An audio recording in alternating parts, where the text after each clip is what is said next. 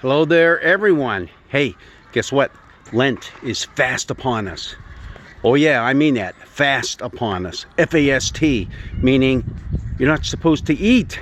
Well, you abstain from eating certain things. The early church, going back to the 3rd century, Council of Nicaea declared, or maybe that was 4th century. I think it was early 4th century. Anyhow, they declared that you would observe this season of Lent, and in that would be fasting. And what did you abstain from? Well, you wouldn't have meat, fish, eggs, cheese, milk. Okay, you would abstain from all those products, but use the time to reflect on your relationship with God, where your shortcomings are in your life, especially your spiritual life, and just how you can grow closer and have a closer relationship, not only with God, but with other people as well.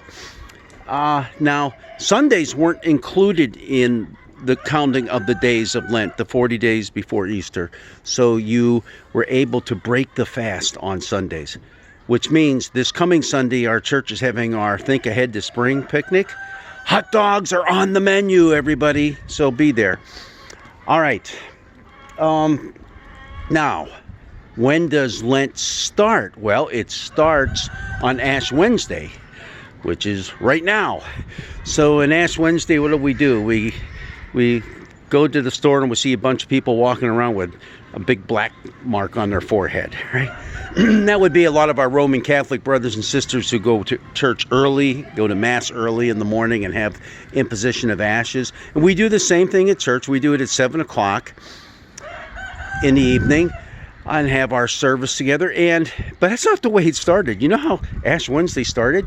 You would gather together as a church, and you would make sure you had your crummiest clothes on, because what you would do is sit on the ground and they would dump ashes on your head.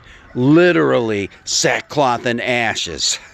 And as time went on, they kind of grew to, let's not do that. Let's just put some ashes on our foreheads. A reminder of our mortality. Reminder that we are sinful people. A reminder that one day we all will die. But it's also, because we put it in the sign of the cross, a reminder that Jesus died for us, so that that promise of resurrected life would be ours in the future. That once we died, we're going to be called to our heavenly home. So Ash Wednesday, it's a big day for the church. Not a lot of people look at it or emphasize it. And here's what I would do. If you're not able to get to church to be a part of the worship service where there is imposition of ashes on your forehead and there's Holy Communion, and we talk about what it means to be penitential and be reflective during this time of year, hey, that's fine. But do it at home, okay? Do it at home. Put the sign of the cross on your forehead. If you don't have ashes, if you don't have a wood stove or something, and here's the thing, the ashes in your wood stove really aren't the thing to use, because it can cause some skin irritation.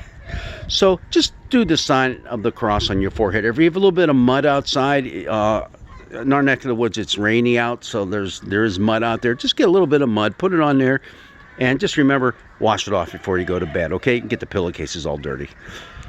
But then again, getting the pillowcases dirty or remind you in the morning that, hey, it is Lent.